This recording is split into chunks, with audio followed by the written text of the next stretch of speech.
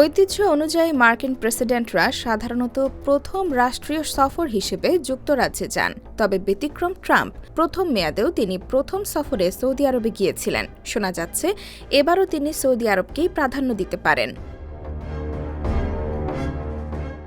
শনিবার প্রেসিডেন্ট হিসেবে দায়িত্ব নেওয়ার পর ট্রাম্প সাংবাদিকদের জানান দ্বিতীয় মেয়াদে প্রথম রাষ্ট্রীয় সফরে সৌদি আরব যেতে পারেন তিনি।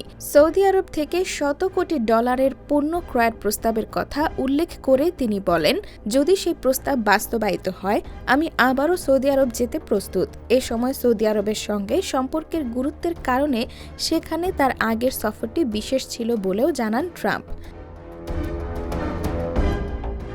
এদিকে যুক্তরাষ্ট্র ও সৌদি আরবের সম্পর্ক ঐতিহাসিকভাবে শক্তিশালী। বিশেষত ট্রাম্পের প্রথম মেয়াদে সৌদি আরবকে জ্বালানি ও নিরাপত্তা ক্ষেত্রে গুরুত্বপূর্ণ অংশীদার হিসেবে বিবেচনা করা হয়েছিল।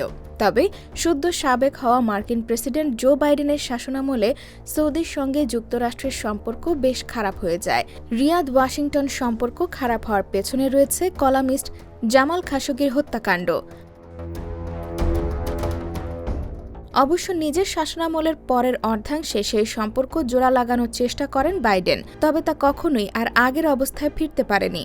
অথচ ট্রাম্পের প্রথম মেয়াদে সৌদি যুক্তরাষ্ট্রের সম্পর্ক খুব মধুর ছিল। এমনকি ট্রাম্পের জামাতা ও সাবেক জ্যেষ্ঠ উপদেষ্টা জারেড কুশনারের সঙ্গে যুবরাজ মোহাম্মদের ব্যক্তিগত বন্ধুত্ব ছিল। সৌদি এজেন্টরা খাশোগিকে হত্যা করা হলেও ট্রাম্প এ নিয়ে নিন্দা জানায়নি।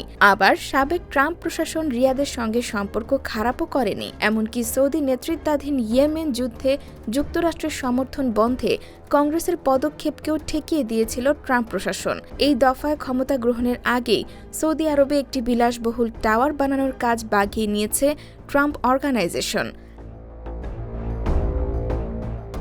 IBTV USA, New York.